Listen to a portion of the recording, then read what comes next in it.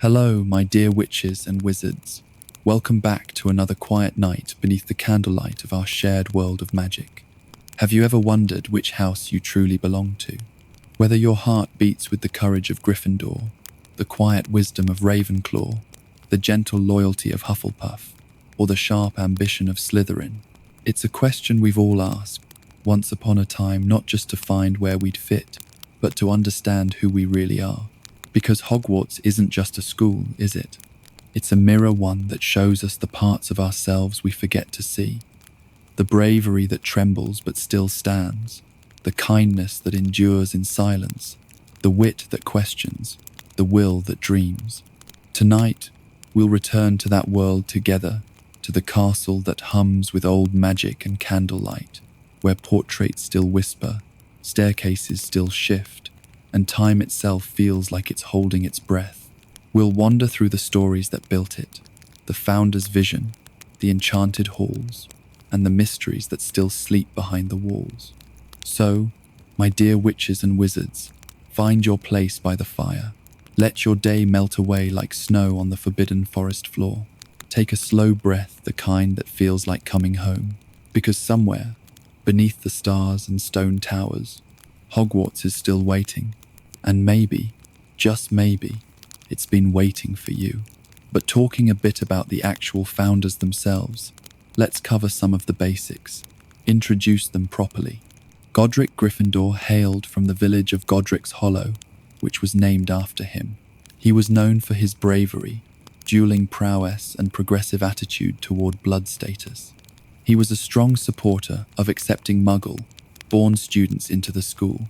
Helga Hufflepuff came from a broad valley, possibly in Wales. She was praised for her inclusive, fair-minded approach. Unlike the others, she had no strong preference for personality traits, only that students were willing to learn. She also had a gift for food, related magic, and actually many recipes still used at Hogwarts feasts originated with her. Rowena Ravenclaw was described as the most brilliant witch of her time. She came from a glen in Scotland, and she prized wisdom, wit, and creativity. She's also credited with coming up with the name Hogwarts, inspired by a dream involving a warty hog, leading her to a cliffside lake. Before looking into all this, I honestly hadn't realized the school's name was so literal. I suppose it's kind of gross, but cool. And Salazar Slytherin, from the Fen, likely the Fenlands in eastern England, was a skilled legilimens and parcel mouth, which means he could read minds and speak to snakes. He valued ambition, cunning, and resourcefulness. And of course, he believed that only pure blood wizards, those with magical ancestry on both sides, should be trusted. Magic. These four built Hogwarts Castle, together, in a remote and magically protected location in the Scottish Highlands. They combined their magical abilities to give it a bunch of defenses and unique features that are so iconic now, like its concealment from Muggle eyes, shifting staircases and enchanted corridors. But obviously, they were all such different people, and had their differences on who they wanted to teach, who was deserving, etc. So to accommodate their specific educational philosophies, each founder established their own house within the school. They would each personally select students they deemed worthy, based on the qualities they most valued. Gryffindor chose the brave and daring. Hufflepuff chose the loyal and hard working. Ravenclaw chose the intelligent and creative. And Slytherin chose the ambitious and pure-blooded. This structure became the main defining characteristic of Hogwarts. 4 houses, each with their own common rooms, dormitories, and heads of house. In the earliest years of Hogwarts, this wasn't yet a problem. It was pretty chill, and they laid the foundations of magical education in Britain. Rowena Ravenclaw is the one who ended up designing much of the academic framework of the school. According to tradition, it was she who came up with the idea of dividing students based on their personalities and aptitudes. Her architectural influence also shows in the castle's design, especially in Ravenclaw Tower, where the entrance makes students answer riddles, instead of providing a password to emphasize how much she valued intellect and reasoning. Helga Hufflepuff took in the students who didn't fit the specific preferences of the others. As long as they could do magic and wanted to be there, they were good in her book. And like I'd mentioned, she was really good at food charms, so she ended up creating the enchanted kitchens themselves. So, according to Pottermore, and later confirmations from J.K. Rowling, she was also responsible for establishing the tradition of house elves working in the kitchens, ensuring they would always be treated kindly and protected from mistreatment. Godric Gryffindor really focused on courage and daring in his teaching. He believed in standing up for what was right, even when it was difficult, and at a time when magical society was still deeply suspicious of Muggle influence. Gryffindor argued that magical ability could surface in anyone, regardless of ancestry.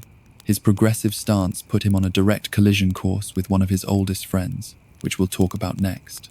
Salazar Slytherin, despite being one of the most powerful and fiercely clever magical theorists of the age, held really rigid views about blood status. He believed that Hogwarts should only admit students from purely magical families. This difference of opinion snowballed into a massive argument. Slytherin argued that a Muggle, born into Hogwarts, put the entire magical community at risk of discovery and persecution. Gryffindor countered that magical ability was not determined by blood, and that inclusion was not only just, but necessary for the future of wizardkind. The other two founders, Helga and Rowena, tried to mediate, but the divide between Gryffindor and Slytherin just could not be reconciled. At some point, after years of tension, Slytherin decided to leave the school. J.K. Rowling never specified how dramatic his departure was, but legend holds that he left after a final confrontation with Gryffindor. Before he left, though, Salazar Slytherin constructed a hidden chamber deep in the castle, known as the Chamber of Secrets. It was home to a basilisk, a magical creature capable of killing with a single glance, and could only be opened by his true heir. It was his final stance that one day, someone who shared his ideals would return to purge the school of Muggle-born students. This, as most of us know by now, planted the seed of one of the school's darkest legends, and would eventually come back to haunt the school and students. But at the time of his departure, it was just a painful end to a friendship and an era. After Slytherin's exit, the remaining three founders continued their work, but the rift had changed Hogwarts permanently. From that point on, students, sorted by the magical hat that the four founders had enchanted, now known as the Sorting Hat. Fun fact that a lot of people missed from the books is that the Sorting Hat was originally Godric Gryffindor's own hat, but it had been imbued with the thoughts and preferences of all four founders, allowing it to carry on their vision long after their deaths. But even the Sorting Hat in later years would express a bit of unease about the division of houses. It was intelligent after all, so maybe it was sensing that the founders' disagreements had never truly been resolved. Now, even though Salazar Slytherin departed the school, Hogwarts endured, and with some time, the founders' personal influence gave way to institutional tradition. Each founder left behind physical relics, these powerful magical objects that would later play super important roles in wizarding history. Godric Gryffindor's relic was a goblin-made sword, fittingly named as the Sword of Gryffindor. It was forged from pure silver and set with rubies, which happened to be the traditional gemstone of Gryffindor House, and it was created by the goblin Ravenclaw. According to the tales of Beedle the Bard, the sword was enchanted to absorb that which makes it stronger. Godric wouldn't have known this back then, I don't think, but this quality would allow it to destroy Horcruxes centuries later. The sword stayed hidden in the Sorting Hat, itself a relic of Gryffindor as we established, and could present itself to any worthy Gryffindor in need. Helga Hufflepuff's object was a small golden cup, engraved with a badger and lined with magical enchantments. The Hufflepuff cup remained in her family line until it eventually came into the possession of Hepzibah Smith, a very rich lady who loved to collect magical artifacts, and who herself claimed to be a descendant of Helga Hufflepuff. The cup was stolen by Tom Riddle and turned into one of Voldemort's Horcruxes after he'd killed that lady and made it seem like her house elf had done it. The cup itself symbolized nourishment and loyalty, and was said to possess some unique abilities, which I'm not sure what exactly those would have been since they're not described in canon. Rowena Ravenclaw left behind her most famous possession, the Ravenclaw diadem, a silver circlet inscribed with the words, "Wit beyond measure is man's greatest treasure." The diadem was supposed to enhance the wisdom of its wearer. After her daughter, Helena, stole the diadem and ran away, Rowena got really sick. Whether from grief or illness is never stated, and she, sadly, never recovered. She reportedly died, still estranged from her daughter. Helena had a disturbing fate not too long after. You see, she was murdered by the Bloody Baron, who had loved her, and they both later returned to Hogwarts as ghosts, Helena as the Grey Lady of Ravenclaw Tower. The diadem was hidden in Albania for centuries, until Tom Riddle charmed the answer out of Helena during his time as a student in Hogwarts. He then found and corrupted it into another Horcrux. Salazar Slytherin's relic, the Slytherin locket, was passed down through his family line, and eventually ended up with the Gaunt family, his last known direct descendants, who still really fiercely guarded their heritage, despite falling into total poverty and madness. Merope Gaunt, daughter of Marvolo Gaunt, inherited the locket after her father was imprisoned. She had been abused and neglected, and so Merope sold the locket for a meagre sum in London after fleeing her family. Years later, her son, Tom Riddle, tracked down the locket in adulthood, and you guessed it, turned it into another Horcrux. But let's talk about the school itself now. I'd mentioned briefly how before the founders established Hogwarts, kids learning magic was really just a community-driven thing, if it was properly taught at all. But with Hogwarts in the picture, it brought something new, a structured, central curriculum, taught by masters in their field, and refined over centuries. By the time of the 20th century, Hogwarts had established a core curriculum required for all students from 1st through 5th year, and a selection of electives available from 3rd year onward. These classes were without a doubt influenced by the values of the founders, but also the many talented magic practitioners that came afterwards. There's 7 core subjects, and those are transfiguration, charms, potions, herbology, astronomy, history of magic, and defense against the dark arts. Let's start with transfiguration. It's one of the oldest, most complex, and scientifically structured branches of magic in the wizarding world. It involves altering the physical properties of an object or creature, so things like changing its shape, composition, or even its species, while still, adhering to strict magical laws. Unlike charms, which add or enhance properties without changing the object's core identity, transfiguration deals with a total transformation of form and essence. Because of this, it's famously difficult, dangerous when mishandled, and it's one of the subjects where theory and precision matter just as much as the actual wand work. At Hogwarts, transfiguration is taught from 1st year through to Newt level, and it's considered a foundational discipline, closely tied to magical theory, magical law, and ethical questions about the boundaries of magic. It includes sub-disciplines, such as human transfiguration, switching spells, which are used to swap properties or body parts between objects, and vanishment, a particularly tricky art that removes an object entirely from existence, though where exactly it goes is something of a magical mystery. The most iconic transfiguration professor, at least in modern Hogwarts history, is Minerva McGonagall, who's not only a brilliant witch, but also a registered animagus, so she can turn into an animal, specifically, cat, in her case. What loads of people forget, though, is that she herself was taught by Albus Dumbledore, who was once the Transfiguration Professor during Armando Dippett's headmastership. Before ascending to headmaster, Dumbledore's lectures were legendary for their eccentric flair, very much like himself. But lesser known is that Dumbledore helped rewrite large portions of the Transfiguration curriculum. After his work with the famous alchemist, Nicholas Flamel, he tried to root out some outdated practices that bordered on ethically murky territory, like early animagus experimentation and unauthorized object sentient spells. Transfiguration is governed by several elemental principles, including Gamp's law of elemental transfiguration. One of the most well-known exceptions to Gamp's law is that food cannot be created out of nothing, though it can be multiplied or moved via magic. This is one of many reasons why transfiguration is tied so tightly to magical ethics, since misuse can result in permanent damage to living beings or the creation of unstable magical constructs.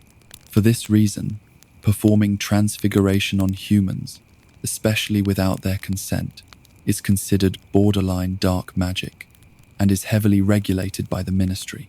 Although transfiguration and conjuration are closely related, they're not the same. Not exactly. Transfiguration alters what's already present, but conjuration summons something new into existence. Conjuration usually gets studied in tandem with advanced transfiguration classes, and many magical careers like healing, alchemy, and curse breaking require a strong understanding of both. Fun fact, Merlin himself was a reputed master of transfiguration, and it's widely believed that the wizard Morgana Le Fay once turned an entire court of noblemen into stags for insulting her magical heritage, a feat only possible with a crazy level of transfiguration skill. Charms is the most widely applied and universally practiced branch of magic in the wizarding world. It's concerned with bestowing an object, creature, or person with new behaviors, effects, or enhancements, but without altering its fundamental identity. It's also the first type of true magic that Hogwarts students are taught in their formal education. First years quickly learn foundational spells like Wingardium Leviosa, the levitation charm, Alohomora, the unlocking charm, and Lumos, the wand lighting charm. Spells like this are staples in any witch or wizard's magical toolkit, pretty much for life. Unlike more complex branches like arithmancy, ancient runes, charms is essential for both simple domestic life and professional magical careers because it's used in everything from cooking and cleaning to dueling and spellcrafting. During the Harry Potter timeline, the required textbook was the Standard Book of Spells by Miranda Goshawk, who's one of the most influential magical theorists in recent history. Miranda not only compiled and categorized centuries' worth of incantations into accessible formats for grades 1 through 7, but she also codified wand movement diagrams, modernized spoken spellcasting, and created safety guidelines, to name a few things. Her work helped democratize magical education because prior to her influence, charm casting was often inconsistent between regions and bloodlines. She's also credited with refining the non-verbal spell standard, used in advanced dueling and ministry level magical work. Charms, maybe more than any other subject, touches every corner of the magical world.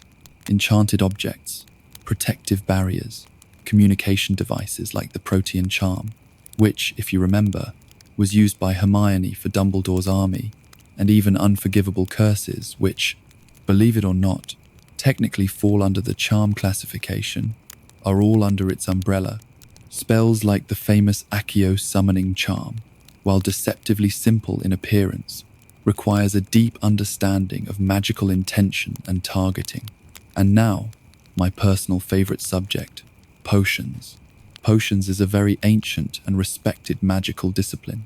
It's equal parts alchemy, herbology, chemistry, and arcane intuition. Instead of relying too much on the one to work side of things, it demands exact measurements and careful timing. You'd also, of course, need a deep knowledge of magical ingredients and how they interact. At Hogwarts, potions is mandatory and studied from first year through fifth, with only the most capable students accepted into Newt level instruction. Most people skip out on going that far into it. Apparently, it is like really hard. It's taught deep in the dungeons, since the stone-lined chambers give this sort of ideal climate for brewing, and they help disperse noxious vapors. Snape, a former student of Horace Slughorn, was a potions prodigy in his youth, and eventually became the school's potions master during Harry's time. To this day, one of my favorite lines from the books is the first potions class, when he says, "I can teach you how to bewitch the mind and ensnare the senses. I can tell you how to bottle fame, brew glory, and even put a stopper in death." Potions has a rich historical legacy tied to folklore, healing, and warfare. Some of the earliest magical records in Britain are potion recipes scratched into stone or encoded in Druidic runes. The art form predates Hogwarts itself and has been essential in magical culture for mundane, extraordinary purposes alike. Some famous examples are Polyjuice Potion for transformation, Felix Felicis, aka Liquid Luck, for uncanny fortune, Amatentia for obsession, inducing attraction, and the Draught of Living Death for a sleep so deep it mimics death itself. Despite the fact that it's pretty scientific in method, potions are often treated with a reverence closer to mysticism. I think it's partly due to the unpredictability of magical ingredients, like mandrake root, which has got to be harvested with caution, or unicorn horn, which is both rare and ethically fraught. The wrong stir at the wrong phase of the moon can ruin a brew entirely. Some recipes require brewing over lunar cycles. Others need to be stirred with wands, made of specific cores, or the addition of ingredients gathered at precise times, like boomslang skin harvested during molting season. There's just so many ways things can go wrong. I mean, think about it. Most of the time, if you mess up a spell, you can probably just give it another go right after, and again, till you get it right. But if you mess up a potion, you might have to wait till the next month, or go and harvest a crazy rare herb. The primary textbook used at Hogwarts is Magical Draughts and Potions by Arsenius Jigger, and advanced students use Advanced Potion Making by Libetius Borage.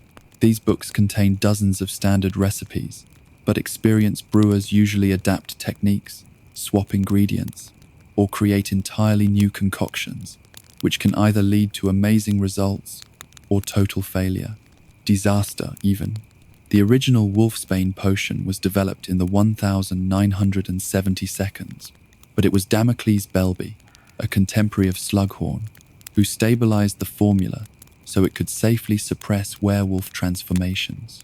The Love Potion, sold by Weasley's Wizard Wheezes, is technically a variant of the long-banned Rosalind Draught, which was outlawed after being used in a scandal involving 3 members of the Wisingamot and a box of charmed chocolates. Also, Hogwarts has a secret potions storeroom under the main dungeons, accessible only via password, that stores rare and highly restricted ingredients like powdered bicorn horn and basilisk venom, which can only be acquired under extreme ministry regulation. Ultimately, potions is where the magical meets the material. The subject teaches control and creativity. In the words of Slughorn himself, with the right mixture, the right hands, the right intention, there's no limit to what a potion can do, except perhaps turn back time. Though Merlin knows, people have tried. Herbology is the magical discipline devoted to the study, cultivation, and practical use of enchanted and mundane plants, fungi, and botanical life forms. It combines aspects of biology, potion craft, magical defense, and creature care, making it one of the most interdisciplinary subjects at Hogwarts. You know, it's easy to maybe dismiss it as just gardening, but herbology really is quite indispensable. From the dittany, used to heal life-threatening wounds, to devil's snare that can ensnare and strangle, magical flora lies at the root of everyday wizarding life. No pun intended. Okay, maybe it was intended. Herbology is considered a core subject and is particularly critical for students pursuing careers in healing. For example, if you wanted to apply to Street Mungo's Hospital, you'd need solid grades in Newt-level herbology. Classes take place in the greenhouses on the Hogwarts grounds, each classified by level: Greenhouse 1 for beginners, up through Greenhouse 5 for advanced and highly dangerous specimens. The curriculum ranges from the basics of flitterbloom and shrivelfig care to handling venomous tentacula, cultivating sopophorous beans, and managing aggressive mandrakes during adolescence. During Harry Potter's time at school, herbology was taught by Professor Pomona Sprout, head of Hufflepuff House. She played a major role in defending Hogwarts during the Battle of Hogwarts. She used her knowledge of aggressive flora to unleash mandrakes and venomous tentacula against Death Eaters. Herbology is deeply entwined with potions, which we just talked about, as well as defense against the dark arts. since plants like gurdy roots or sneezewort used for warding spells and counter curses. Even magical law enforcement utilizes herbological knowledge when investigating illegal potion brews or unlicensed cultivation of restricted plants such as gillyweed or Mimbulus mimbletonia. The subject doesn't have that immediate drama of a transfiguration mess-up or a charms duel, but its demands are just as rigorous. Many magical plants have strong personalities or biological defenses, like Bubatuba's secret corrosive pus, while pufferpods explode into flowers upon contact. Others are sensitive to emotion or intention. Honking daffodils have been known to wilt in the presence of skeptics. Students are taught proper handling techniques, protective gear use, magical fertilization methods, and even how lunar cycles and seasonal rituals affect growth. A cool thing I found out is that Hogwarts greenhouses are enchanted to simulate different biomes. Greenhouse 3, for example, features magically regulated humidity for tropical and swamp species. Professor Sprout once grew a hybrid plant called a Snargaluff creeper for her own research. It required 3 pairs of dragonhide gloves to prune safely. Notably, herbology is the only magical subject whose principles are mirrored in the non-magical world. Muggle herbalism, although lacking magical properties, shares many of the same classifications and uses. And cross-disciplinary researchers try to find ways to adapt magical flora to non-magical applications, with mixed results. In the end, herbology is so much more important than you'd think. But I'm not going to lie, it's still probably my least favorite subject.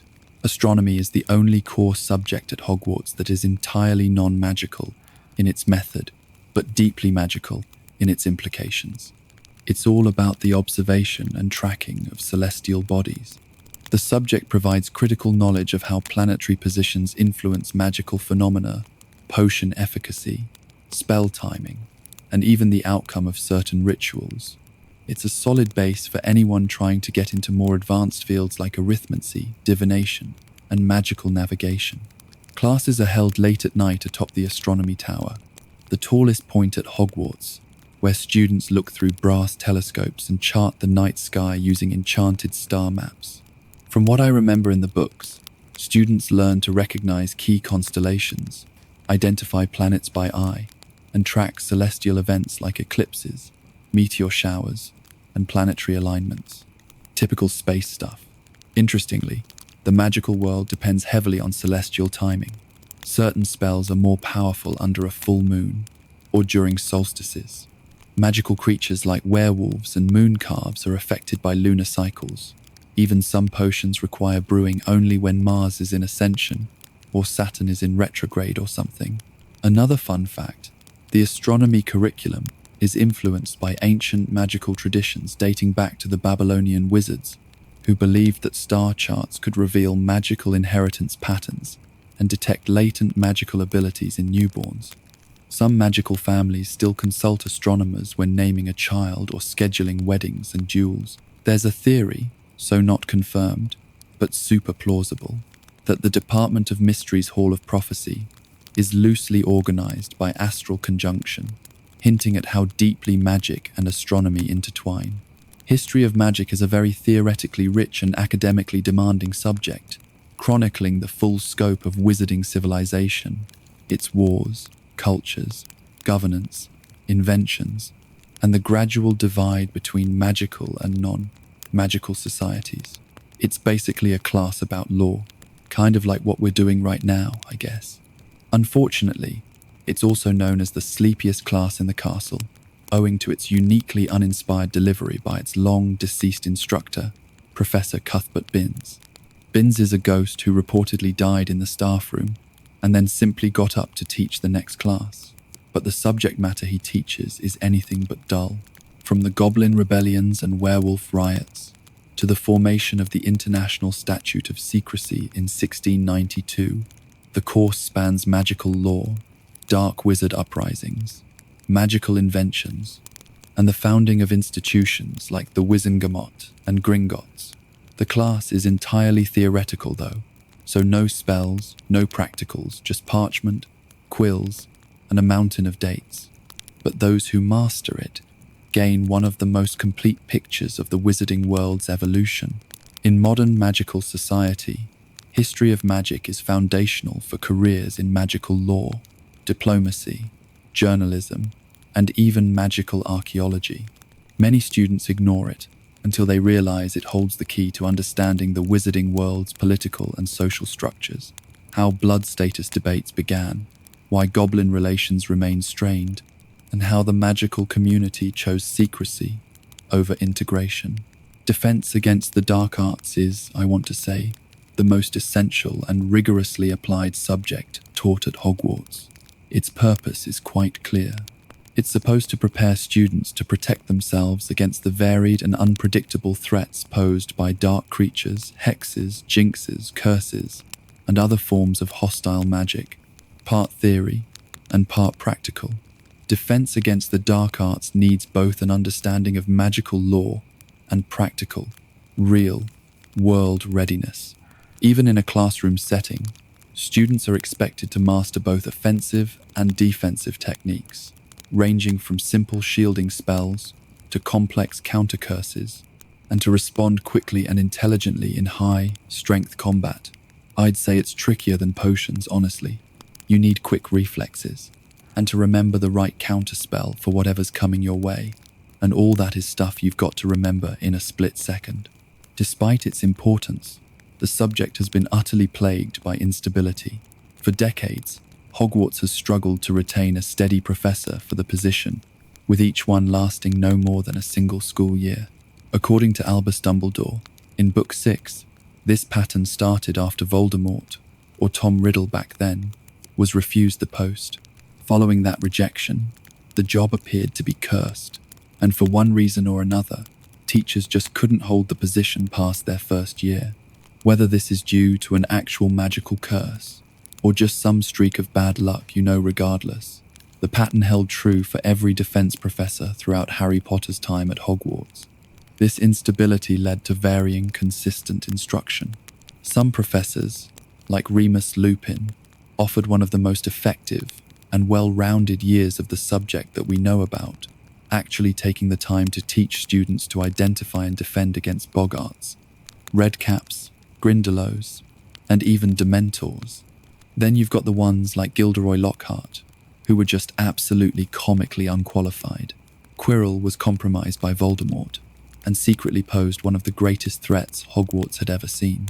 And during the rise of Ministry interference in Harry's 5th year, Dolores Umbridge was appointed and refused to work any practical magic at all, so students were really unprepared for real-world dangers unfolding around them.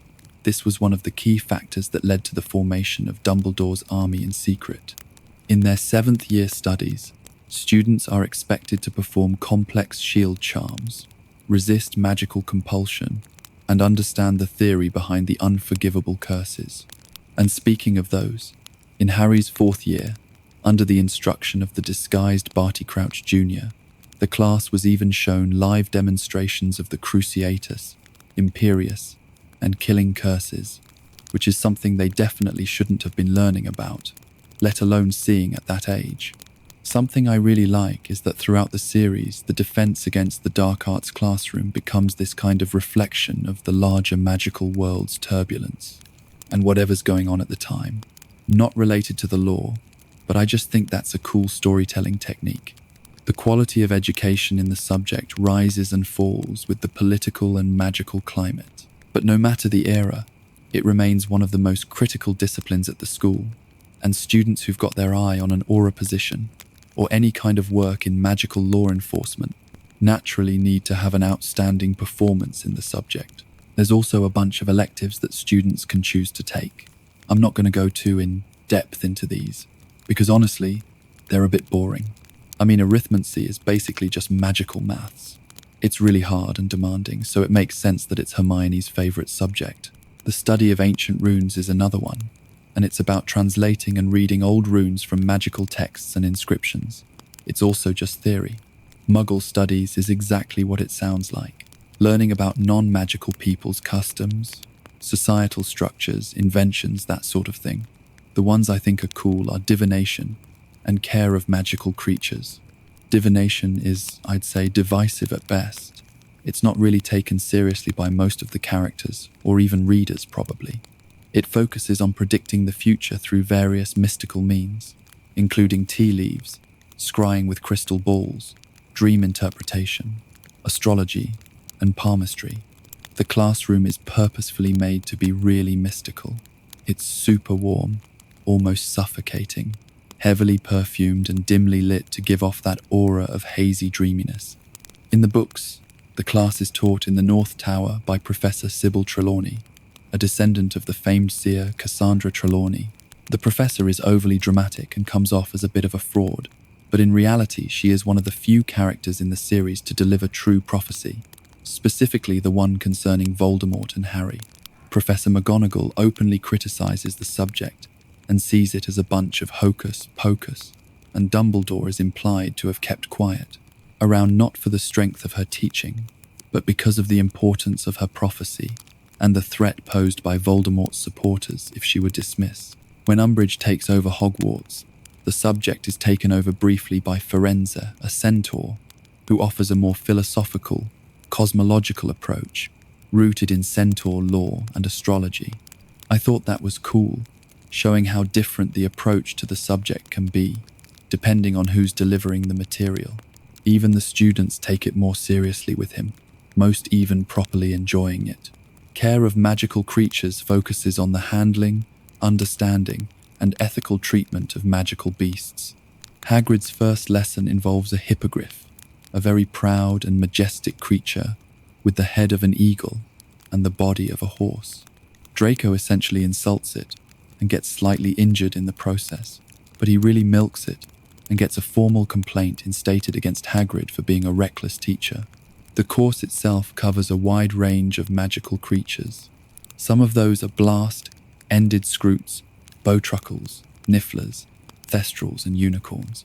We'll talk about these and more creatures in detail in another video I'm planning to do. Despite its dangers, it is one of the most popular electives due to students' curiosity about magical creatures and the hands-on nature of the lessons. Lots of injuries, but lots of excitement to offset that. But now, let's talk a little about some of the secrets of the castle itself. For all its prestige and traditions, Hogwarts is not a straightforward school. It's packed with shortcuts, secret rooms and password, restricted places. As Dumbledore himself once said, even now, after all these years, I discover something new about the castle every week. The Room of Requirement is a place that literally doesn't exist unless someone needs it. You won't find it on the Marauder's map, and it doesn't have a fixed door, or even a fixed form. It shows up on the 7th floor, right across from that bizarre tapestry of Barnabas the Barmy trying to teach ballet to trolls. But to get in, you have to walk past the wall 3 times while thinking very hard about what you need. If the magic agrees with you, the door shows up. The earliest confirmed person to use the room in the books is Dumbledore, who once stumbled across it when he needed the loo, and found a room full of chamber pots. It's a funny little moment in Half-Blood Prince, but it's also a perfect example of how the room works. It gives you what you genuinely need. Now, during Order of the Phoenix, the room becomes a major player. This is where Dumbledore's army meets in secret to practice defense against the dark arts. Since Umbridge isn't exactly helpful in that department, the room supplies everything: cushions for dueling practice, books on defense, spells, even a sneakoscope to warn them if someone's sneaking up. It's like the room wants you to succeed, as long as you're sincere about needing it.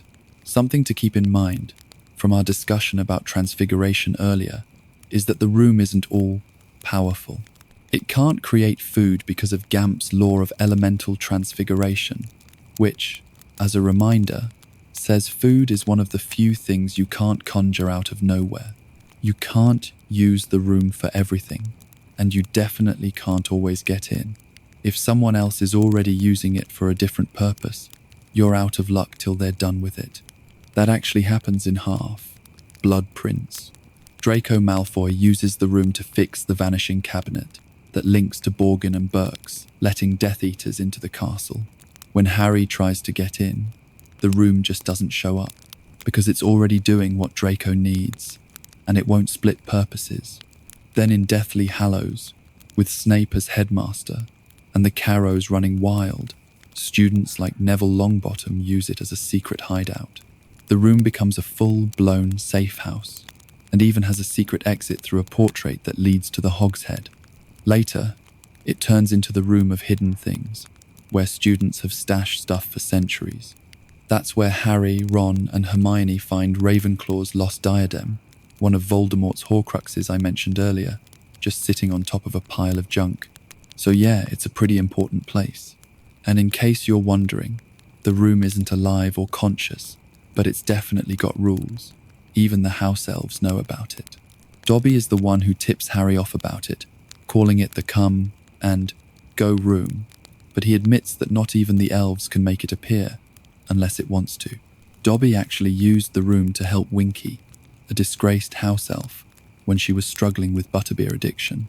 In early drafts of Book 4, Rowling had planned for Dumbledore to mention the Room of Requirement. It was going to be used when Harry needed a private place to practice spells for the Triwizard Tournament. The idea was cut for pacing, apparently, but it shows she had the room in mind before it appeared in Order of the Phoenix. In some canon-adjacent entries, Argus Filch might have stumbled into the Room of Requirement when looking for cleaning supplies. Given that the room can become whatever someone needs, there's a chance Filch has been using it for years without realizing its magic. Rowling joked about it in an interview, but it never made its way into the books. If you're trying to sneak around Hogwarts without getting caught, there's one magical item that's basically the cheat code, the Marauder's Map. It's an enchanted parchment that shows every inch of Hogwarts Castle, including the secret passages, every classroom and corridor, and most importantly, it tracks every person in the building, in real time, identified by name. That includes staff, ghosts, students, even people under invisibility cloaks or disguised as someone else. Not even Dumbledore's office is off limits. The map was created by 4 troublemakers during their time at Hogwarts. James Potter, who's Harry's dad of course, Sirius Black, Remus Lupin, and Peter Pettigrew. Together, they became known as the Marauders. While the map's exact enchantments are never fully explained in the books, it's clear they used some kind of combination of magical cartography, human tracking spells, and complex concealment charms, including the cheeky ability to insult the user if they tried to access it the wrong way. To reveal the map, you tap it with your wand and say, "I solemnly swear that I am up to no good." To hide it again, you just say, "Mischief managed," and the map instantly goes blank. One of the coolest features of the Marauder's Map is that it reveals 7 secret passages in and out of the castle. Not all of them are described by name in the books, but we do get details on a few. The first and most important is the tunnel under the Whomping Willow tree, which leads to the Shrieking Shack in Hogsmeade. This was originally used by Lupin during his time at Hogwarts to safely transform into a werewolf in secret. The second is a hidden staircase behind a one-eyed witch statue on the 3rd floor. This passageway leads to the Cellar of Honeydukes, the famous sweet shop in Hogsmeade. Harry uses this one to sneak out multiple times in Prisoner of Azkaban after Fred and George give him the map, since he couldn't get his aunt and uncle to sign the Hogsmeade form. Another is said to be behind a mirror on the 4th floor, although this one may have caved in or become inaccessible by the time of Harry's 3rd year. Fred and George Weasley stole the map from Filch's filing cabinet during their first year at Hogwarts. Filch had confiscated it, probably without ever realizing what it really was. The twins used it to sneak into Honeydukes regularly, and later passed it down to Harry, since they'd pretty much memorized it by then. The Vanishing Cabinets are an interesting pair to talk about, because they're part of one of the most dangerous breaches of Hogwarts security in the entire Wizarding War. Vanishing Cabinets are magical paired objects designed to let a witch or wizard instantly travel between 2 locations. Think of them like a magical back door. Step into one, and you vanish from that location, only to reappear in its twin. They're not explained in super heavy detail in the books, but what we do know is this. The connection between two vanishing cabinets allows for real-time transport, including for multiple people and items, and even some communication while inside. One cabinet is located at Borgin and Burke's, the shape of which antiques shop in Nocturne Alley.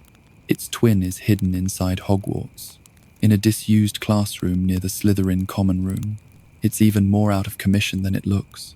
The Hogwarts cabinet was damaged prior to Chamber of Secrets. We find out later that Peeves the poltergeist smashed it, right after being told to by nearly headless Nick, as part of a plan to get Harry out of trouble.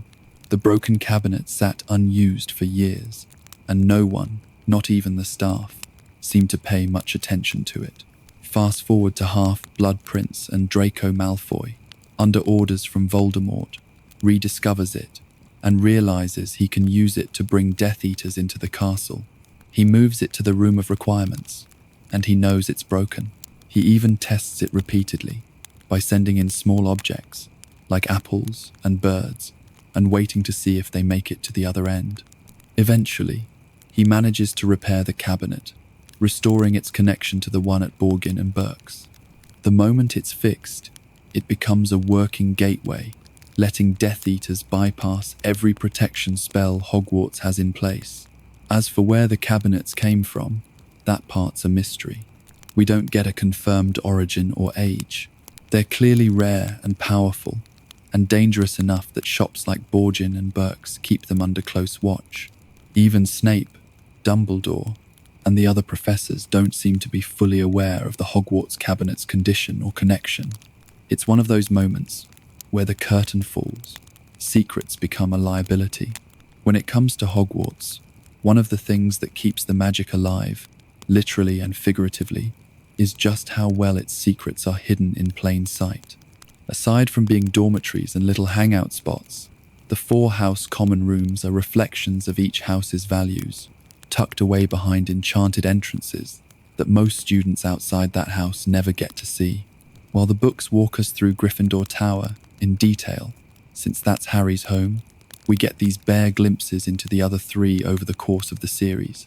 So yes, Gryffindor Tower is easily the most well-known. It's located up in the higher reaches of the castle, behind a portrait of the Fat Lady, who only lets you through if you know the password. She's not exactly easygoing either. If you forget the password, you're out of luck, and if you're too late after curfew, she'll give you attitude. She also tends to go on strike, like when she got attacked by Sirius Black in Book 3 and refused to come back till Dumbledore talked her down. She also gets mildly drunk at a Christmas party once, for the record. Now, Ravenclaw's entrance is where things start to get interesting. Their common room is in a tall tower on the west side of the castle, and there's no portrait guarding it, no password either. Instead, you get a massive bronze knocker, shaped like an eagle's head. It asks you a riddle, and you have to answer it correctly.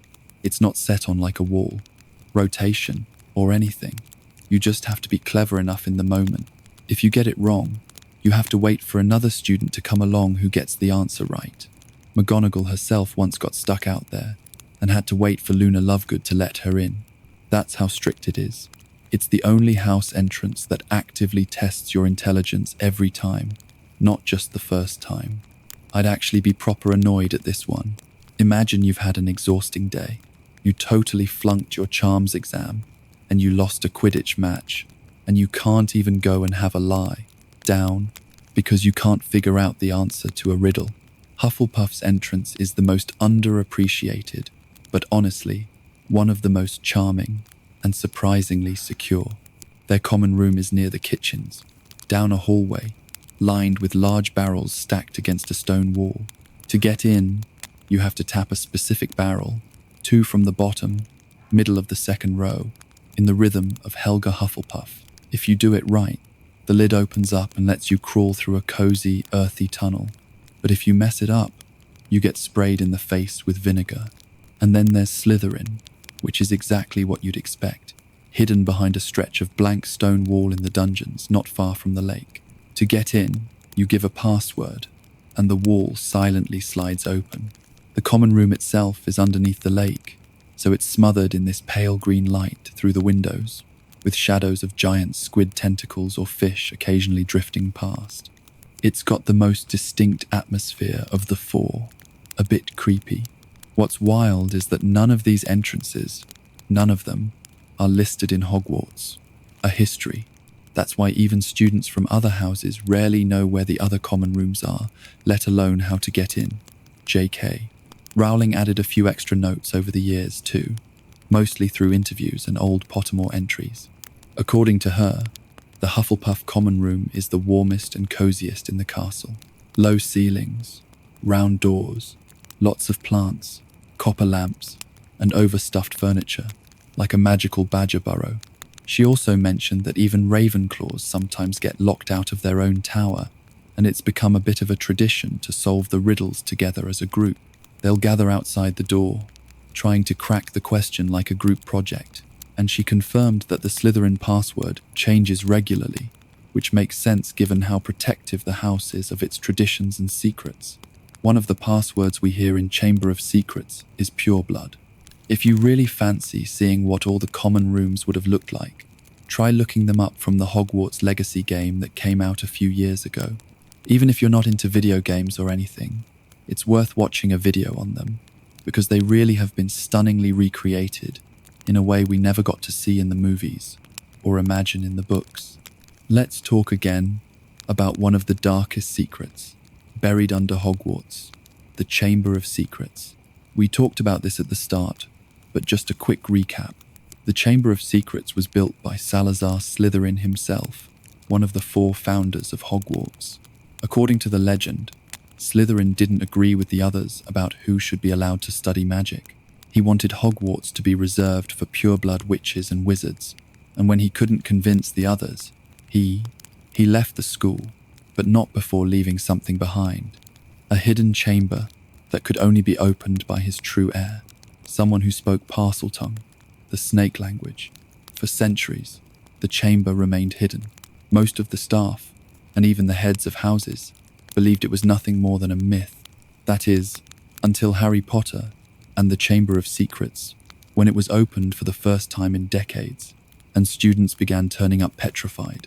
The entrance was tucked away in the second-floor girls' bathroom, behind a sink with a tiny snake carved into the tap. A place so forgotten and avoided that it was haunted by Moaning Myrtle, a ghost who had actually died during the chamber's first opening, back in Tom Riddle's school years. Once the entrance is activated by Parseltongue, the sink slides aside, revealing a stone chute that drops deep into the foundations of the school. And when I say deep, I mean deep. The descent ends in dark, damp tunnels covered in the shed skin of an absolutely massive snake. At the heart of the chamber is an enormous stone statue of Salazar Slytherin, and behind it, resting, waiting, is the basilisk, a massive serpent bred to obey only Slytherin's heir, capable of killing with a direct look. Even just catching its gaze in a reflection was enough to petrify. That's what started happening at Hogwarts in Harry's second year. Students, ghosts, and even a cat were found frozen mid-emotion as a result of indirect contact with the basilisk's stare. In the end, the chamber was only opened twice in the 20th century, first by Tom Riddle, and then again when he manipulated Ginny Weasley into doing it for him using a cursed diary, one of his Horcruxes. Riddle had discovered the entrance while still a student, and even murdered Myrtle with the basilisk during one of his early experiments with the dark arts. He blamed another student at the time, Hagrid, and had him expelled, clearing the path for his secret to stay buried until Harry came along. Harry was able to enter the chamber because he had a fragment of Voldemort's soul inside him at the time, which gave him the rare ability to speak Parseltongue. He fought the basilisk with the help of Fawkes the Phoenix and Godric Gryffindor's sword, which he pulled from the Sorting Hat, eventually killing the creature by plunging the sword through the roof of its mouth. The basilisk's venom destroyed the diary, ending its whole life, Ginny and sealing off the chamber once again. But that wasn't the last time the chamber would be accessed. In the last book, Ron and Hermione returned to it because they needed a basilisk fang to destroy another Horcrux. Ron, having heard Harry speak Parseltongue before, was able to imitate the sound well enough to open it again, but Rowling has confirmed this is a super rare, and exceptional case, not something most people could pull off. To be honest, I thought this was weird the first time I read it in the books, and I still don't think it makes sense. But that's just me. I just can't get on board with the idea that the top secret chamber that can only be opened by a true heir can be fooled by a bloke just making fake hissing noises. I don't know. Of all the hidden rooms in Hogwarts, and there are a lot, one of the coziest, most under-the-radar secrets is directly under where every student eats, argues, and throws pumpkin juice across the table. I'm of course talking about the Hogwarts kitchens. Tucked away in the castle's lower levels, the kitchens are located right below the Great Hall. Pretty convenient, since it's how the food gets to the students. Every meal, served in the hall, is prepared down below and then delivered, magically, appearing on the tables above, as if summoned from thin air. But the real magic is all thanks to house elves. The Hogwarts kitchens are staffed entirely by house elves, dozens of them who live and work at the school year round. They prepare meals, keep the castle clean, and operate behind the scenes with so much efficiency that most students never stop to think about where their roast chicken and treacle tart come from. As early as Goblet of Fire, we learn that Hogwarts employs over 100 house elves, making it the largest known concentration of elves in Britain. That's confirmed by Dobby, who joins the Hogwarts staff voluntarily after being freed from the Malfoys and paid by Dumbledore. A controversial move among elves, but a milestone for Dobby personally. Also, shameless insert here, but if you think elves in general are cool, I've got a whole video that's all about the lore of almost every type of elf in media, including an analysis and some commentary on what it all means. I'll have it linked in the description, if I've not forgotten to do that, by the time I'm done writing, recording, and uploading this. Now, if you're wondering how to actually find the kitchens, it's not common knowledge, at least not for 99% of students. The entrance is hidden behind a painting of a large fruit bowl, located in a basement corridor not far from the Hufflepuff common room. The trick is this: you have to tickle the pear. When you do, it giggles, and then turns into a green doorknob, allowing you to swing the portrait open and walk inside. Students aren't, exactly forbidden from entering the kitchens, but most never bother to find them. The information tends to pass by word of mouth. Fred and George Weasley were early explorers and used the kitchens for snack raids, while Dobby introduces Harry, Ron, and Hermione to the elves and the space. It's there that Hermione starts W, her house elf rights organization, though most elves, including Winky, aren't thrilled with the idea of being freed. In fact, Rowling emphasizes in both the books and interviews that house elves don't generally want to be free. They see service as a point of pride and loyalty, which makes Dobby something of an outlier and revolutionary. The implications and politics of all that is very, very iffy, but I try to take it at face value and just as part of a fantasy book. The kitchen itself is described as a warm, cavernous room filled with gleaming pots, floating cookware, and rows of long wooden tables that mirror the ones in the Great Hall directly above. During mealtimes, elves prepare the food and then send it up through an enchanted ceiling. And if you visit at night, or between meals, you're probably going to be offered something. The elves are always happy to feed guests. Even Hermione, who spends most of her time trying to hand them socks. I think it's such an awesome addition.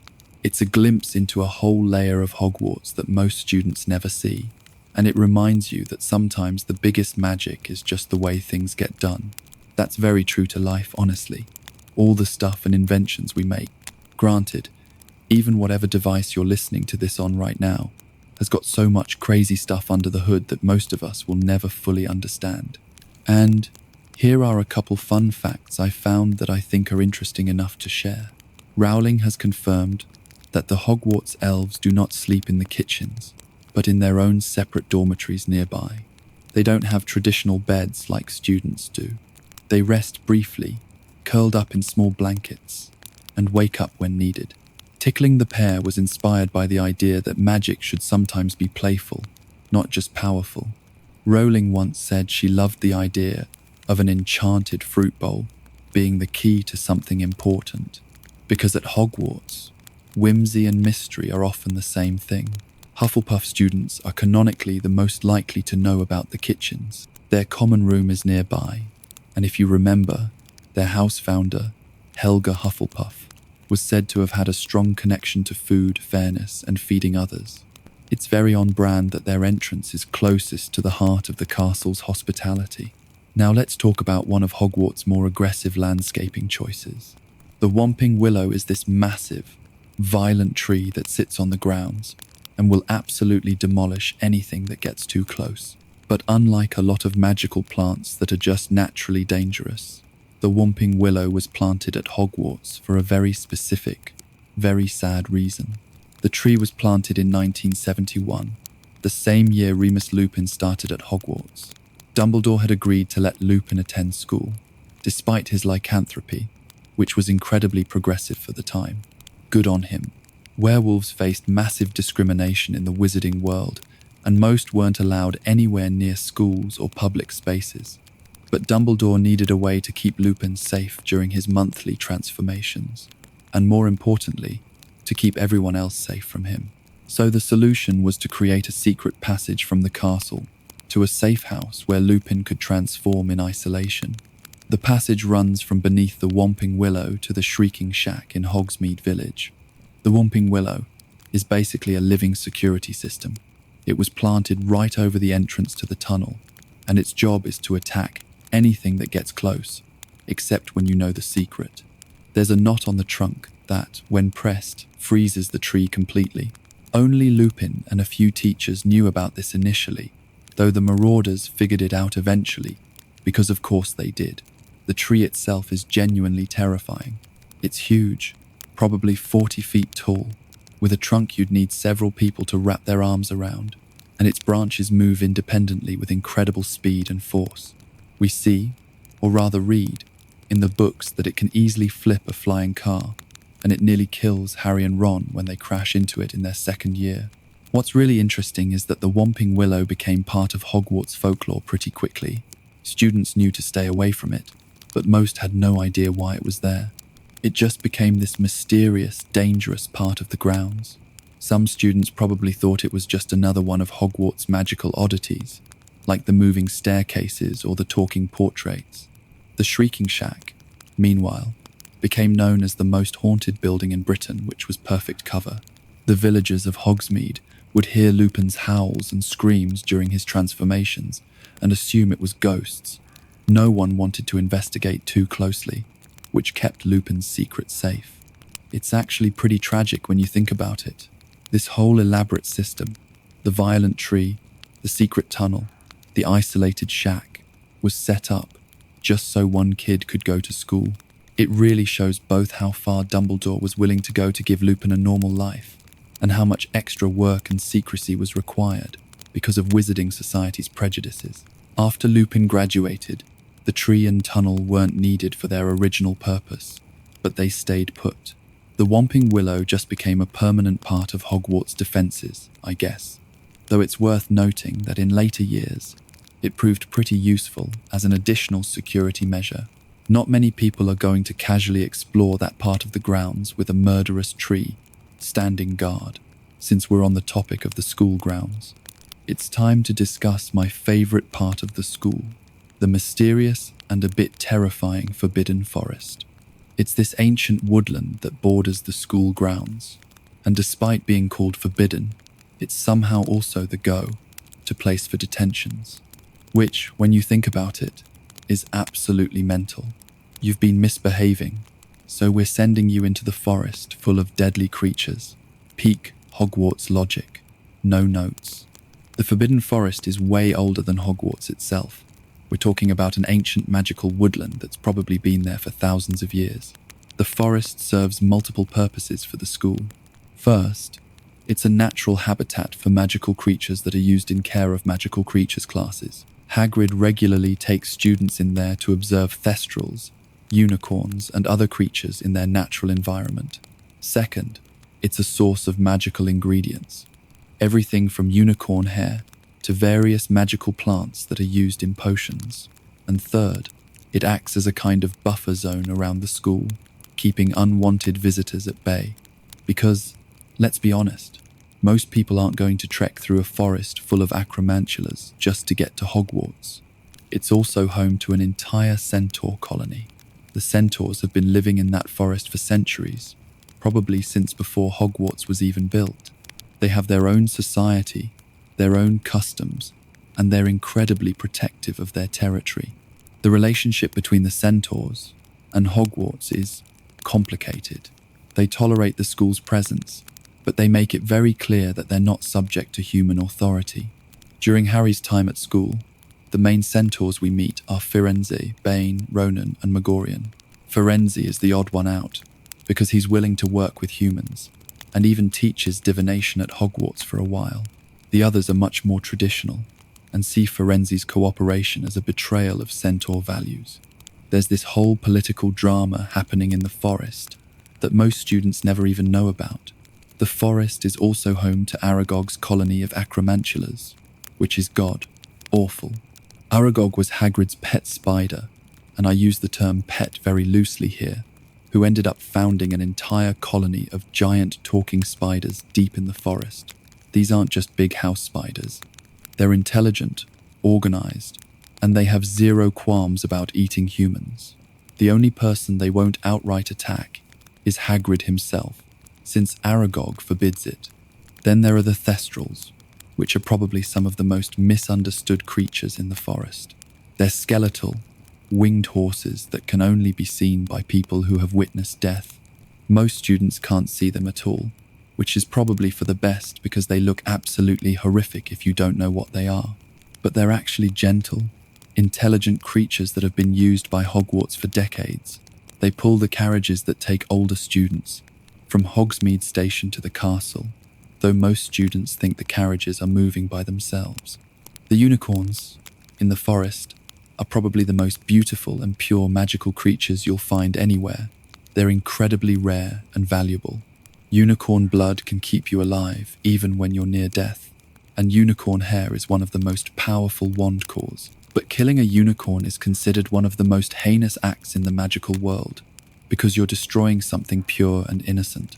When Voldemort was possessing Quirrell, he killed unicorns in the forest to sustain himself. What's really interesting is how the forest changes depending on where you are and how deep you go. The edges, near Hagrid's hut, are relatively safe. That's where first-year students might go for care of magical creatures lessons. But the deeper you go, the more dangerous it becomes. There are parts of the forest where even Hagrid won't go alone, and that's saying something. The forest also seems to have its own magic that affects how people behave inside it. Harry notices this several times. Sounds carry strangely, directions become confusing, and there's this constant sense of being watched. It's like the forest itself is alive and aware of intruders. Some of this might be due to the centaur's magic. Despite being forbidden, the forest is used for detentions surprisingly often. Hagrid regularly takes students in there as punishment, which seems to be a good thing. Irresponsible, until you realize that Hagrid knows the forest better than almost anyone, and he's not actually putting students in serious danger. Usually, he knows which areas are safe, which creatures to avoid, and how to navigate the forest's dangers. Still, sending kids into a forest to look for whatever was killing unicorns probably wasn't Hagrid's best moment, supervision or not. Now you can't talk about Hogwarts without diving into the sport that basically defines half the school year, Quidditch. And honestly, the history of how this chaotic, beautiful game came to dominate wizarding culture is pretty wild. Quidditch didn't start at Hogwarts. It's way older than that. The game originated in the 11th century on Quidditch Marsh, which is where it gets its name. According to Quidditch, Through the Ages, by Kenilworthy Wisp, the earliest version was pretty different from what we know today. There were no golden snitches. Instead, they used a bird called a golden snidget, which players had to catch alive. Pretty brutal for the bird. The modern snitch was actually invented by a bowyer named Bowman Wright in the mid-1200s. He created the first mechanical snitch with silver wings and enchantments that mimicked the snidget's flight patterns. The snidget was basically saved from extinction which is nice, and the game became way more standardized. Quidditch came to Hogwarts sometime in the 13th century, not long after the school was founded. The four houses immediately latched onto it as a way to channel their competitive spirits, and it became this massive part of school identity. Each house developed its own playing style that weirdly mirrors their founders' values. Gryffindor tends to be aggressive and bold, sometimes recklessly so. Slytherin plays strategically and isn't above bending rules and playing very dirty. Ravenclaw focuses on innovative tactics and clever plays. Hufflepuff are known for fair play and teamwork, even when it costs them victories. The Quidditch pitch itself is located on the Hogwarts grounds, and it's absolutely massive, about the size of a football field, but oval, shaped, with 3 goal hoops at each end that stand 50 feet high. The whole thing is surrounded by stands that can hold hundreds of spectators, and there are protective enchantments to keep spectators safe from rogue bludgers. The pitch has weathered everything, from thunderstorms to Death Eater attacks, and it's been rebuilt and repaired more times than anyone can count. One thing that always fascinated me is how seriously Hogwarts takes the House Cup competition. The Quidditch Cup is separate from the House Cup, but winning at Quidditch can seriously boost house morale, and often influences the overall house standings. There's this deep tradition of rivalry, especially between Gryffindor and Slytherin, that goes back centuries. Some of the most legendary matches in Hogwarts history have been between those two houses, and apparently was one match in 1762 that lasted 3 days because neither seeker could catch the snitch. The really interesting thing is that Hogwarts has produced some of the most famous professional Quidditch players in wizarding history. Players like Cho Chang's idol, the Toot Shield Tornadoes seeker from the 1990 seconds, got their start on the Hogwarts pitch. Oliver Wood, Harry's obsessive former captain, went on to play reserve keeper for Puddlemere United. The school's reputation for developing talent is so strong that professional scouts regularly attend important matches, especially during the final. And here's a fun detail most people miss. The Quidditch season at Hogwarts doesn't follow the same schedule as professional leagues. School matches happen throughout the year, weather permitting, and they're scheduled around exams and holidays. The final match of the season is usually the most intense because that's when the cup is decided. I love that Rowling made it feel like a real school sport, with all the drama and politics that come with it. I've gotten to this point in the video, and I'm just now realizing I haven't mentioned one of the most iconic bits about Hogwarts, the journey itself to get to the school. The Hogwarts Express and Platform 9, 3/4, are so embedded in our minds as part of the magical experience, but the history behind how students actually got to school is pretty fascinating. Before the Hogwarts Express existed, getting to school was an absolute nightmare, sort of like how our parents talk about how hard it was back for them in the day, whenever we'd complain about something growing up. We're talking about the 1800s here, when the wizarding world was much more scattered and transportation was way less regulated. Some students lived close enough to apparate with their parents. If their parents could apparate, which not everyone could do reliably back then, others used portkeys, but those were expensive and had to be specially arranged. The really wealthy families had their own flying carpets or enchanted carriages, but that was rare. And also, I think that was mostly a Middle Eastern wizard thing. They were actually banned in Britain, if I remember correctly. A lot of students used flu powder, but this was super unreliable for long distances and led to loads of students getting lost in the flu network. Imagine being 11 years old, trying to pronounce Hogwarts School of Witchcraft and Wizardry, clearly enough not to end up in some random fireplace in Scotland. Nightmare fuel. The real game changer came in 1830, when the Ministry of Magic decided enough was enough. They were getting complaints from parents, reports of lost students, and the whole system was just chaos. So they commissioned a special magical train that could transport all Hogwarts students safely and on schedule. The Hogwarts Express was built specifically for this purpose. It's not just any old train with some magic slapped on it. It was designed from the ground up to be a magical transport. The train itself is this gorgeous scarlet steam engine, with carriages that have been enchanted with extension charms, so they're way bigger inside than they look from the outside. Each compartment can comfortably fit 6 students, but I've always wondered how they manage to fit all the luggage, especially considering some students bring trunks the size of wardrobes. The train also has a trolley service. Chocolate frogs and Bertie Bott's every flavour beans on a train journey is peak childhood magic. But the ministry needed a way to have a major magical train station right in the heart of London without muggles noticing. So they created a concealed platform between platforms 9 and 10 at King's Cross Station. The barrier looks like solid brick to muggles, but wizards and witches can run straight through it. It's actually a really sophisticated piece of magic, like a pocket dimension, I guess. The platform itself is pretty spacious, with the Hogwarts Express sitting there puffing steam, and there's enough room for hundreds of families to say their goodbyes. Every September 1st, it's packed with parents, students, trolleys full of luggage, and the occasional escaped owl or cat. There's this whole atmosphere of excitement and chaos that I think perfectly captures what it's like to be part of the wizarding world. This hidden magical community existing right alongside the ordinary world. The Hogwarts Express has been running the same route for nearly 2 centuries, and it's never missed a scheduled departure. There's something really comforting about that level of magical reliability. Like no matter what's happening in the world, the train will always be there on September 1st, ready to take students home to Hogwarts. To cap this video off, since we've been talking so much about Hogwarts School itself, it's worth pointing out that it's definitely not the only one. The wizarding world is global, and different regions have their own prestigious magical institutions, with their own traditions, specialties, and teaching methods. The most well-known alternatives to Hogwarts are Beauxbaton's Academy of Magic and Durmstrang Institute, since we meet students from both schools during the Triwizard Tournament in Harry's 4th year. But there are actually quite a few more scattered around the world. Beauxbaton's Academy of Magic is located somewhere in the Pyrenees Mountains between France and Spain, and it's got this reputation for elegance and refinement that makes Hogwarts look a bit rough around the edges. The students are all impeccably dressed, their behaviour is very formal and polished, and they seem genuinely shocked by some of Hogwarts' more casual traditions.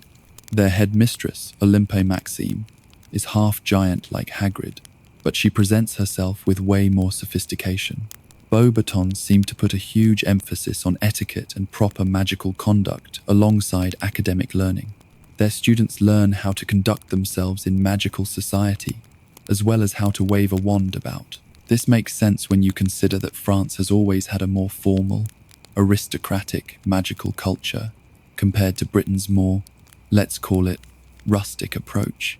Durmstrang Institute is located somewhere in Northern Europe, probably Scandinavia, though the exact location is kept secret for security reasons. Durmstrang has this reputation for being much more accepting of dark arts education than other schools. They don't teach students to use dark arts, necessarily, but they're much more open about studying them academically. This isn't a bad thing. Understanding dark magic is pretty important for defending against it, but it does give the school a more serious, intimidating atmosphere. The students we meet from Durmstrang, particularly Victor Crumb, seem much more physically focused than Hogwarts students. They're clearly trained in physical fitness and combat applications of magic, not just academic study. Their ship that brings them to Hogwarts emerges from underwater, which is just really cool. I don't know the reason for it, but yeah. Then there's Ilvermorny, School of Witchcraft and Wizardry, which is the North American equivalent of Hogwarts. It was founded in the 17th century by Isolde Serre, who was actually descended from Salazar Slytherin, ironically enough. She fled to America to escape her dark wizard aunt and ended up founding a school based on Hogwarts' model, but adapted for the New World. Ilvermorny has 4 houses like Hogwarts, but they're named after magical creatures native to North America: Thunderbird, Wampus, Horned Serpent, and Pukwudgie. The sorting process is different too. Instead of a hat, students stand in a circular room while enchanted carvings of the 4 creatures react to them. If multiple houses want a student, the student gets to choose, which is actually pretty progressive. Compared to Hogwarts, the hat decides, and that's final approach. What's also fascinating about Ilvermorny is how it adapted magical education to a completely different cultural context. While Hogwarts grew out of medieval European traditions, Ilvermorny had to blend European magical traditions with indigenous North American magic and the unique challenges of a colonial society. There are also other schools we know less about, but that definitely exist. Castellabruxo is a South American school located in the Amazon rainforest, and it's supposed to specialize in magizoology and herbology, which makes perfect sense given the incredibly rich magical ecosystem of the Amazon. Mahuta Koro is a Japanese school located on a volcanic island, and students commute by flying on giant storm petrels, which sounds very scary but also kind of amazing. Ouagadougou is an African school that's supposed to be the largest magical school in the world, carved out of the mountains of the moon. Students receive their acceptance letters through dream messages rather than owls, and the school specializes in astronomy, alchemy, and self-transfiguration. Apparently, students learn to transform into animals without needing wands. Each school also seems to have different relationships with their local magical governments and communities. Hogwarts has this weird, semi-independent relationship with the Ministry of Magic. They work together, but Hogwarts maintains a lot of autonomy. Other schools might have completely different arrangements with their local magical authorities. It really makes you wonder what Harry's education would have been like if he'd ended up at Beauxbatons or Ilvermorny instead of Hogwarts. Would he have learned different spells, different approaches to magic? Would his personality have developed differently in a more formal or more physically demanding environment? The whole Triwizard Tournament really highlights how different these educational approaches can be, even when they're all trying to teach young wizards and witches how to use magic safely and effectively. And that, my dear friends, is where we'll end tonight's video. In a future one, I'm definitely going to cover other topics like the Ministry of Magic, Tales of Beedle the Bard, St. Mungo's Hospital, careers, more magical creatures, just so much stuff that I didn't have the time to write for this video. But until next time, stay safe and sweet dreams.